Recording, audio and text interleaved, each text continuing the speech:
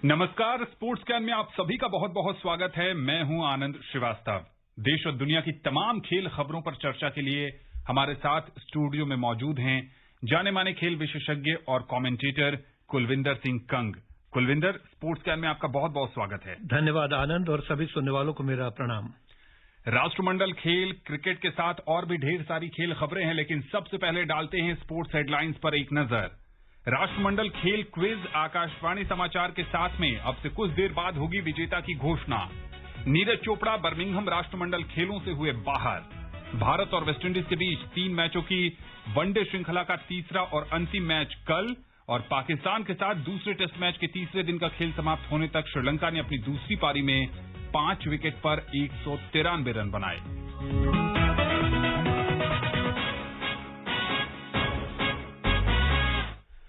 राष्ट्रमंडल खेलों का आयोजन बर्मिंघम में 28 जुलाई से 8 अगस्त के बीच किया जा रहा है। भारतीय खिलाड़ी इसके विभिन्न स्पर्धाओं में हिस्सा ले रहे हैं। टीम इंडिया को चीयर करने और श्रोताओं को इससे जोड़ने के लिए स्पोर्ट्स कैन ने राष्ट्रमंडल खेल क्विज आकाशवाणी समाचार के साथ की शुरुआत की है। सुनिए राष्ट्रमंडल खेल क्विज आकाशवाणी समाचार के साथ रोजाना शाम 7:20 पर। इसमें हिस्सा लेने के लिए आपको देना है कॉमनवेल्थ गेम्स पर पूछे गए एक आसान सवाल का जवाब। आप अपना जवाब ईमेल कर सकते हैं। पता है airsportscan@gmail.com। विजेता को टीम इंडिया की एक जर्सी भी दी जाएगी। तो देर किस बात की, सुनिए स्पोर्ट्स कैन प्रतिदिन शाम 7:20 पर FM गोल्ड 100.1 मेगाहर्ट्ज और हमारे YouTube channel news on AIR official पर। अब समय आ गया है राष्ट्रमंडल खेल क्विज आकाशवाणी समाचार के साथ के कल के सवाल के विजेता के नाम की घोषणा की। कल हमने सवाल पूछा था 2010 राष्ट्रमंडल खेलों में भारत ने कुल कितने पदक जीते थे। सही जवाब है 101 पदक। नई दिल्ली में हुए 2010 के कॉमनवेल्थ गेम्स में भारत ने 38 स्वर्ण, 27 रजत और 36 कांस्य सहित कुल 101 पदक जीते थे। इसका सही जवाब हमें ईमेल के माध्यम से देश के कोने कोने से ढेर सारे श्रोताओं ने भेजा है। जिन्होंने सबसे पहले सही जवाब भेजा है वो हैं आज की विजेता, हमारी यंग लिसनर, कर्नाटक के बागलकोट की Saanvi Veerappa तुमरामत्ती। I am Sandhi Tumarmati from Navnagar, Bagalkot, Karnataka. I am studying in 4th class. I am regular listener of AIR Sports Can Quiz. I am happy to the winner of AIR Sports Can Quiz. I wish to the Indian Commonwealth team and AIR Sports Can team Jai Hind. तो ये थी सानवी जो quiz के विजेता बनने के बाद sports can और आकाशवाणी समाचार की पूरी टीम का आभार जता रही थी, और पूरी टीम की ओर से उन्हें भी ढेर सारी बधाई। अब बात करते हैं राष्ट्रमंडल खेल क्विज के आज के सवाल की। राष्ट्रमंडल खेल क्विज आकाशवाणी के साथ में हमारा आज का सवाल है, राष्ट्रमंडल खेलों में क्रिकेट को पहली बार कब शामिल किया गया था। सवाल एक बार फिर सुन लीजिए। राष्ट्रमंडल खेलों में क्रिकेट को पहली बार कब शामिल किया गया था। आप अपने जवाब हमें ईमेल पर भेज सकते हैं। हमारा पता है airsportscan@gmail.com। सबसे पहले सही जवाब भेजने वाले श्रोता को विजेता घोषित किया जाएगा। आप जब हमें ईमेल करें तो अपना नाम, पता और फोन नंबर भी भेजें, जिससे यदि आप इस क्विज के विजेता बनते हैं तो हम आपको आपके पते पर आपकी जर्सी भेज सकें। तो देर न कीजिए और जल्दी से हमारे आज के प्रश्न का जवाब हमें ईमेल करिए, क्योंकि सबसे पहले जवाब भेजने वाले ईमेल को ही इनाम दिया जाएगा। बर्मिंघम राष्ट्रमंडल खेलों से जुड़ी विशेष श्रृंखला में आज टीम इंडिया की बैडमिंटन की संभावनाओं पर डालते हैं एक नजर।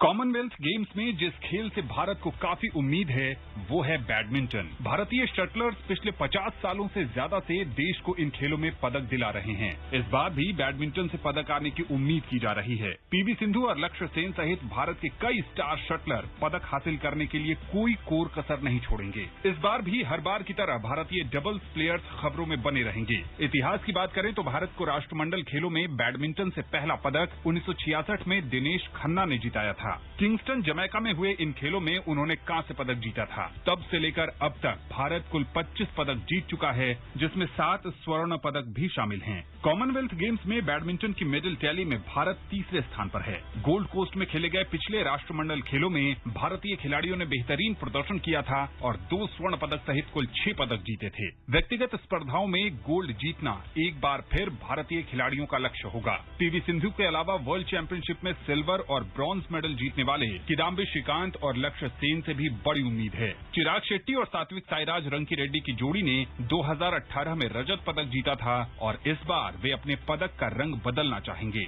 सिंधु अभी तक स्वर्ण पदक जीतने में कामयाब नहीं हो पाई हैं। उन्होंने पिछले 2 खेलों में कांस्य और रजत पदक जीता था। इस बार हालांकि वो यहां खिताब की प्रबल दावेदार के रूप में शुरुआत करेंगी। उन्हें कनाडा की विश्व में 13वें नंबर की खिलाड़ी और 2014 की चैंपियन मिशेल ली, स्कॉटलैंड की क्रिस्टी गिल्मर और सिंगापुर की इयो जिया मिन से चुनौती मिलने की संभावना है। पुरुष सिंगल्स में भारत को टॉमस कप जिताने में अहम भूमिका निभाने वाले लक्ष्य सेन और श्रीकांत पर सबकी निगाहें टिकी होंगी। श्रीकांत 2018 में गोल्ड मेडल से चूक गए थे। इस बार बैडमिंटन कोर्ट पर मिक्स्ड टीम से भी बहुत आशा की जा रही है। गोल्ड कोस्ट में युवा भारतीय टीम ने मलेशिया की मजबूत टीम को हराकर पहली बार स्वर्ण पदक जीता था। भारत को मिक्स्ड टीम इवेंट में ग्रुप 1 में ऑस्ट्रेलिया, श्रीलंका और पाकिस्तान जैसी कमजोर टीम के साथ रखा गया है। उम्मीद है कि इस बार बर्मिंघम के बैडमिंटन कोर्ट से भारत को कई पदक मिलेंगे और टीम इंडिया नया इतिहास लिखेगी। राष्ट्रमंडल खेल शुरू होने वाले हैं। देश भर में इसकी चर्चा हो रही है कुलविंदर, और चर्चा बैडमिंटन की भी हम करेंगे। जी बिल्कुल, आपने सही कहा। देखिए, स्पोर्ट्स कैन में अभी जैसे मैं सुन रहा था, सानवी ने आज ये जीता है, कर्नाटका में है। ये हमारी ये खासियत है रेडियो की। कहते हैं दुनिया में सूर्य के बाद अगर इस पृथ्वी को सबसे ज्यादा कोई कवर करती है तो रेडियो तरंगे है। ठीक है जी।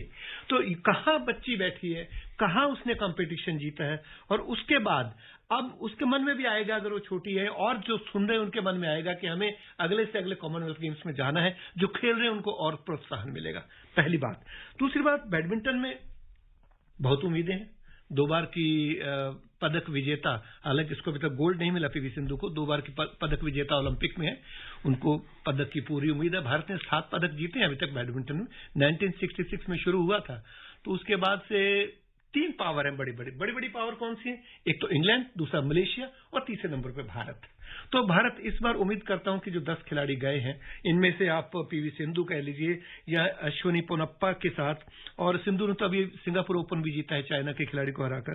किदाम्बी श्रीकांत से बहुत उम्मीदें हैं, और तो उन्होंने भी सिल्वर जीता है। लक्ष्य सेन ने ब्रॉन्ज जीता था वर्ल्ड चैंपियनशिप में। तो एक कंपटीशन जरूर मिलेगा, बड़ा कंपटीशन मिलेगा, लेकिन पदकों की उम्मीद है। पिछली बार गोल्ड कोस्ट में हमें 6 पदक मिले थे, टॉप पर रहे थे। तो मैं समझता हूं कि भारत इस बार पदक तालिका में अवश्य पिछले जो रंग है उनको भी बदलेगा, और हो सकता है पदकों की संख्या भी बदल जाए। चलिए उम्मीद करते हैं कि बैडमिंटन कोर्ट से अच्छी खबर बर्मिंघम से आएगी। बैडमिंटन में जहां उम्मीद है, लेकिन एक आज निराशाजनक खबर आई। ओलंपिक स्वर्ण पदक विजेता भारत के भाला फेंक खिलाड़ी नीरज चोपड़ा पैर में चोट के कारण बर्मिंघम राष्ट्रमंडल खेलों से बाहर हो गए हैं। अमेरिका में विश्व एथलेटिक्स चैंपियनशिप के फाइनल में नीरज को चोट लगी थी। इस बात की जानकारी भारतीय ओलंपिक संघ के महासचिव राजीव मेहता ने दी। नीरज के बाहर हो जाने के बाद जैवलिन थ्रो में भारतीय चुनौती जीपी मनु और रोहित यादव पेश करेंगे। कुलविंदर, अगर एक लाइन में कहा जाए तो 1 पदक कम हो गया। स्वर्ण पदक तो कंफर्म था। जिसने ओलंपिक में पदक जीता तो यहां आराम से जीतते, लेकिन अगर वो अपने आप को उन्होंने बैक किया है तो ये सही भी है, वो इंजरी बढ़ ना जाए। आपको याद होगा अभी जो इन्होंने विश्व चैंपियनशिप में सिल्वर पदक जीता है, पिछली 3 जो उनके थ्रो थी उसमें फाउल हुआ और जांघ पर पट्टी बांधकर उनको ये करना पड़ा। तो उनका और उनके कोच का ये सही निर्णय है कि वो बैक करें, आगे फिर ओलंपिक के लिए तैयारी करनी। कोई इंजरी शुरुआत में अगर होती है उसको वहीं संभाल लिया जाए तो ठीक रहती है, बढ़ जाए तो लंबी मुश्किल होती है। निश्चित तौर पर एक पदक भारत का गया है, लेकिन देखिए मनु से भी उम्मीदें हैं और यादव से भी उम्मीदें हैं, शायद वो कुछ कर सके। और मैं समझता हूं पदक तो जरूर मिलेगा। अब पदक का रंग क्या होगा मैं ये कह नहीं सकता अभी। पिछले भी कुछ टूर्नामेंट ओलंपिक से पहले हम देखें तो भी नीरज चोपड़ा नहीं उतर पाए थे इंजरी के कारण, और इस बार भी राष्ट्रमंडल खेलों में शामिल नहीं हो पा रहे हैं। बतौर खिलाड़ी कितना निराशाजनक होता है चोट के कारण बड़े टूर्नामेंट से बाहर हो जाना। देखिए सारे देशवासियों के लिए निराशाजनक है, उनके लिए तो है ही है। आज उनकी माताजी का इंटरव्यू पढ़ रहा था, पिछले 7 महीने से बात नहीं कर पाए अपने बच्चे से, क्योंकि वो इतनी तल्लीनता के साथ लगे हुए हैं और उनको उम्मीद थी कि अभी वो पदक जीतेंगे। अगर ये इंजरी नहीं बढ़ती तो शायद वो कंपटीशन अच्छा देते और 88.13 पर रुक गए। तो निराशाजनक तो है उस खिलाड़ी के लिए जिसने इतनी मेहनत करी है, लेकिन ये अगर पदक नहीं भी मिल पाता, ये अपनी इंजरी को बढ़ने से रोकते हैं, तो मैं समझता हूं कि 2024 के जो ओलंपिक है उसके लिए उनकी तैयारी रहेगी और बहुत से कंपटीशन है। तो मैं समझता हूं कि खिलाड़ी का स्वास्थ्य पहले है, पदक तो बाद में आते जाते रहते हैं। चलिए, पूरा देश ये उम्मीद कर रहा है कि नीरज जल्द से जल्द चोट से उबरकर वैश्विक खेल स्पर्धाओं में भारत के तिरंगे का मान एक बार फिर बढ़ाएं। अब बात करते हैं क्रिकेट की। पाकिस्तान के साथ दूसरे टेस्ट मैच के तीसरे दिन का खेल समाप्त होने तक श्रीलंका ने अपनी दूसरी पारी में 5 विकेट पर 176 रन का स्कोर बनाया। इस तरह श्रीलंका के पास अब 323 रन की बढ़त है। खराब रोशनी के कारण मैच तय समय तक नहीं हो पाया। श्रीलंका के बल्लेबाज दिमुथ करुणारत्ने 27 और धनंजय डिसिल्वा 30 रन बनाकर क्रीज पर हैं। आज दिन की शुरुआत में पाकिस्तान की टीम ने अपने बचे हुए 3 विकेट भी जल्द गंवा दिए। यासिर शाह 26 और हसन अली 21 रन बनाकर आउट हुए। इस तरह पाकिस्तान की टीम पहली पारी में 231 रन बनाकर आउट हुई। श्रीलंका के लिए रमेश मेंडिस ने बेहतरीन गेंदबाजी का प्रदर्शन करते हुए 5 विकेट लिए। उनके अलावा प्रभात जयसूर्या ने भी 3 विकेट चटकाए। कुलविंदर, तीसरे दिन के बाद एडवांटेज श्रीलंका।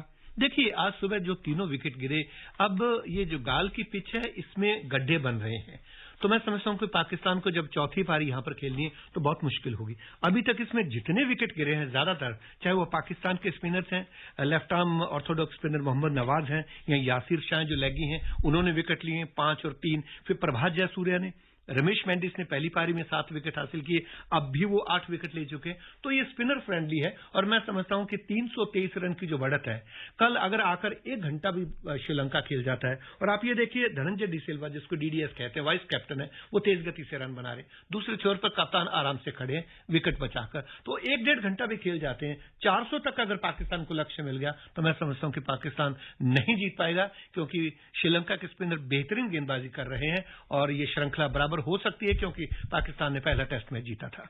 जी हां, देखना दिलचस्प होगा कि कल पाकिस्तान के बल्लेबाज कैसा प्रदर्शन करते हैं और दूसरी तरफ मेजबान टीम के फिरकी गेंदबाज कितनी लगाम कस पाते हैं।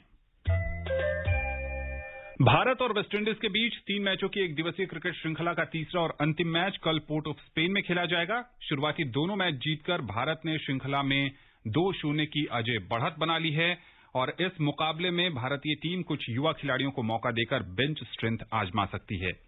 कुलविंदर, जो शुरू के 2 मैच हुए वो बहुत क्लोज गए। अगर एथलेटिक्स की भाषा में कहें तो फोटो फिनिश टाइप के मुकाबले थे, अंतिम ओवर में समाप्त हुए। कल क्या देखते हैं? अर्शदीप को मौका मिलेगा? मिलना चाहिए अर्शदीप को। अब तो भारत श्रृंखला जीत चुका है और ये वेस्टइंडीज को उसके घर में लगातार 12वीं श्रृंखला में हराया। आपको याद होगा, हमारे सुनने वालों को ये पता होगा, 2006 में ब्रायन लारा की कप्तानी में वेस्टइंडीज ने भारत को अपने घर पे हराया था। उसके बाद लगातार भारत जीता है। अब श्रृंखला जीतने के बाद T20 विश्व कप को ध्यान में रखते हुए, आगे मैचेस को ध्यान में रखते हुए नए खिलाड़ियों को मौका देना चाहिए। उमरान मलिक को बहुत देर बिठाने के बाद मौका दिया और आखिरी T20 में इंग्लैंड ने 4 ओवर में 54 रन बना दिए तो उसको बाहर बिठा दिया। तो अर्शदीप को अब एकमात्र बचा है जिसको मौका मिलना चाहिए और मैं समझता हूं कि अर्शदीप जो लेफ्ट आर्म तेज गेंदबाज है वो कुछ न कुछ करके दिखाएंगे और मौका मिलना चाहिए। श्रृंखला भारत जीत चुका है। दीपक हुडा के रूप में एक यहां ऑलराउंडर का इवोल्यूशन भी हमने देखा है। जिस ढंग से वो फिरकी गेंदबाज कर रहे हैं, पहली गेंद पर ही उन्होंने विकेट ले लिया था पिछले मुकाबले में, कॉटन बोल्ड, फिर एक और विकेट उनको मिला। बल्ले से भी हमने देखा कि आयरलैंड के साथ भी अच्छी पारी खेली, इंग्लैंड के साथ भी उन्होंने अच्छी पारी खेली। तो क्या दीपक हुडा ओडीआई और T20 में एक रेगुलर टीम मेंबर बन सकते हैं? बनने चाहिए। देखो, वो फ्री होकर खेलते हैं, फियरलेस खेलते हैं, उनका कोई मुकाबला नहीं। कई पारियां उन्होंने ऐसी खेली हैं जिसमें भारत को जब जरूरत थी तब तेज गति से रन बनाए। वो ये नहीं कि विकेट पे टिके रहते हैं, धीरे धीरे जाके हाफ सेंचुरी बनाते हैं। वो आते हैं, ताबड़तोड़ बल्लेबाजी करते, जैसे अक्षर पटेल ने की थी, आखिर में 64 रन बना के भारत को जिताया। उम्मीद कम थी भारत जीत पाएगा, लेकिन जीत गया। तो मैं समझता हूं कि दीपक हुडा का जगह बनती है। सूर्य कुमार यादव की T20 विश्व कप को अगर देखा जाए, सूर्य कुमार यादव की जगह पक्की है, दीपक हुडा को लेना चाहिए, दिनेश कार्तिक होनी चाहिए, पंत होने चाहिए, विराट कोहली है। तो मैं समझता हूं कि एक्सपेरिमेंट का टाइम है, तो दीपक हुडा की तो जगह बनती है। बाकी और भी खिलाड़ी नॉक खटखटा नहीं रहे, तोड़ने को तैयार हैं दरवाजे। टीम इंडिया की तो चर्चा हम लगातार करते हैं। क्या कमी रह जा रही है वेस्टइंडीज की टीम में कि वो फाइनल पंच नहीं जड़ पा रही है? पिछले मैच में भी देखें तो पहले मैच में 1 ओवर में 15 रन की जरूरत थी, वहां हार गए। और इस मुकाबले में जब तक अक्षर पटेल का धमाका नहीं हुआ, ऐसा लग रहा था कि वेस्टइंडीज जीत सकती है। देखिए, निकोलस पूरन को 100वां उनका वनडे था, उन्होंने शतक बनाया। एक टीम जो एफर्ट्स होने चाहिए उसकी कमी मुझे दिखाई दी। दूसरे ओडीआई मुकाबले की मैं कमेंट्री कर रहा था दूरदर्शन पर, तो बहुत नजदीक से उसको देखा कि लंबे कद के खिलाड़ी हैं, फील्डिंग में डाइव बहुत कम लगा पाते हैं, झुकना नहीं जानते, गेंद नीचे से निकल जाती है। तो एक टीम एफर्ट होना चाहिए, आपको थोड़ी देर रुकना भी चाहिए विकेट पे। साझेदारियां बराबर हुई, भारत ने 117 की बनाई, उन्होंने 119 की बनाई, अगले में भी बनाई, लेकिन अंत में जाके वो लड़खड़ा जाते हैं। ये भारत के साथ भी कई बार होता था पहले, लेकिन अब भारत के पास अच्छे फिनिशर आ गए हैं। वेस्टइंडीज को अभी रीबिल्ड के दौर से गुजर रही है और सारे नए खिलाड़ी थे। अगर आप 3-4 को छोड़ देते हैं तो उनके नाम भी शायद नहीं सुनेंगे, लेकिन निकोलस पूरन, शे होप, जेसन होल्डर खेले ही नहीं। इसके अलावा अल्जारी जोसेफ है, अकील हुसैन है, तो ठीक ठाक है, लेकिन एंड में जाकर बल्लेबाजी में वो मार खा जाते हैं। गेंदबाजी तो उनकी ठीक ठाक है, तेज खिलाड़ी हैं, लंबे कद के हैं, अच्छी गेंदें डालते हैं, लेकिन एंड में जाके जिसको बोलते हैं ना कि अगर एक अपने ऊपर कंट्रोल रखना, वो नहीं रख पाते और दबाव में आ जाते हैं। हालांकि चौका भी लगा था, एक वाइड भी गई थी, फिर भी वो 15 रन नहीं बना सके। जी हां, बिल्कुल। शे होप ने शानदार शतक जड़ा था और निकोलस पूरन ने 74 रन की पारी खेली थी। उम्मीद करते हैं कि तीसरे मैच में जोरदार संघर्ष देखने को मिलेगा। फ्रांस के सलामी बल्लेबाज गुस्ताव मैक्यून ने 2020 में सबसे कम उम्र में शतक लगाने का रिकॉर्ड अपने नाम कर लिया है। आईसीसी 2020 विश्व कप 2024 के यूरोपीय क्वालिफायर मैच में गुस्ताव ने स्विट्जरलैंड के साथ 61 गेंद में 109 रन की पारी खेली। उन्होंने अपनी पारी में 5 चौके और 9 छक्के भी लगाए। ये उनका दूसरा ही अंतर्राष्ट्रीय मुकाबला था। इससे पहले उन्होंने चेक गणराज्य के साथ अपने पहले मैच में 76 रन की पारी खेली थी। T20 में सबसे कम उम्र में शतक लगाने का रिकॉर्ड अफगानिस्तान के हजरतुल्ला जाजई के नाम था। उन्होंने 2019 में आयरलैंड के साथ 62 गेंद में नाबाद 162 रन बनाए थे। अफगानिस्तान ने किया है, उससे पहले रोमानिया, रवांडा, नेपाल के खिलाड़ी, कोई भारतीय खिलाड़ी नहीं कर सका। लेकिन इस शतक के बावजूद भी फ्रांस हार गया, स्विट्जरलैंड 1 विकेट से जीत गया। ये सबसे बड़ी एक और त्रासदी उनके लिए कहा जाएगा कि शतक के बाद वो टीम को जिता नहीं सके। डार्बी में इंग्लैंड ने दक्षिण अफ्रीका को तीसरे T20 मुकाबले में 38 रन से हराकर श्रृंखला 3-0 से जीत ली है। पहले बल्लेबाजी करते हुए इंग्लिश टीम ने 6 विकेट पर 176 रन का स्कोर बनाया। जवाब में प्रोटियाज टीम 6 विकेट पर 138 रन ही बना सकी। इंग्लैंड की सोफी एक्लिस्टन ने शानदार ऑलराउंडर खेल दिखाया। उन्होंने 33 रन भी बनाए और 2 विकेट भी लिए। उन्हें प्लेयर ऑफ द मैच चुना गया। इंग्लैंड दौरे पर दक्षिण अफ्रीका को एक जीत भी नसीब हुई है। दौरे पर खेला गया एकमात्र टेस्ट मैच ड्रॉ रहा था। इसके बाद वनडे सीरीज और T20 सीरीज दोनों में ही मेजबान इंग्लैंड ने 3-0 से जीत दर्ज की है। ऑस्ट्रेलिया महिला टीम की कप्तान मैक लैगिंग आज जारी ताजा आईसीसी T20 रैंकिंग में दुनिया की नंबर 1 महिला बल्लेबाज बन गई हैं। दूसरे नंबर पर उनकी टीम के साथी बेथ मूनी हैं। गेंदबाजी रैंकिंग में सोफी एक्लिस्टन टॉप पर बनी हुई हैं। कैथरीन ब्रंट ने 4 पायदान ऊपर चढ़कर तीसरे स्थान पर अपनी जगह बनाई है। बात हो रही है तो कॉमनवेल्थ गेम्स में भी इस बार महिला क्रिकेट होगी और 5 टॉप की टीमें हैं जो ऑस्ट्रेलिया, इंग्लैंड, न्यूजीलैंड, भारत और साउथ अफ्रीका, 5 में टक्कर है और उम्मीद करता हूं कि भारतीय टीम भी इस बार कोई ना कोई पदक अवश्य जीतेगी। चलते चलते हम अपने श्रोताओं को बता दें कि वो राष्ट्रमंडल खेल क्विज आकाशवाणी समाचार के साथ जुड़ सकते हैं। आज का जो हमारा सवाल है एक बार फिर सुन लीजिए। आज का हमारा सवाल है, राष्ट्रमंडल खेलों में क्रिकेट को पहली बार कब शामिल किया गया था? सवाल एक बार फिर सुने। राष्ट्रमंडल खेलों में क्रिकेट को पहली बार कब शामिल किया गया था? आप अपने जवाब हमें ईमेल पर भेज सकते हैं। हमारा पता है airsportscan@gmail.com। सबसे पहले सही जवाब भेजने वाले श्रोता को विजेता घोषित किया जाएगा। विजेता के नाम की घोषणा कल के स्पोर्ट्स कैन कार्यक्रम में की जाएगी और विजेता की तस्वीर हमारे Twitter handle @AIR News Alerts पर भी फ्लैश होगा। आपको यह भी बता दें कि ईमेल पर अपने जवाब के साथ आप हमें अपना नाम, पता और फोन नंबर भी भेजें, जिससे यदि आप इस क्विज के विजेता बनते हैं तो हम आपको आपके पते पर आपकी जर्सी भेज सकेंगे। कुलविंदर, अब समय नहीं है कि इस पर या किसी और खबर पर आपसे चर्चा की जा सके। स्पोर्ट्स कैन से जुड़ने के लिए और विशेषज्ञ राय साझा करने के लिए आपका बहुत बहुत शुक्रिया। धन्यवाद, नमस्कार एंड शुभ रात्रि। आज का स्पोर्ट्स कैन यहीं समाप्त होता है। पूरी टीम को दीजिए अनुमति, कल आपसे होगी फिर मुलाकात। तब तक के लिए नमस्कार।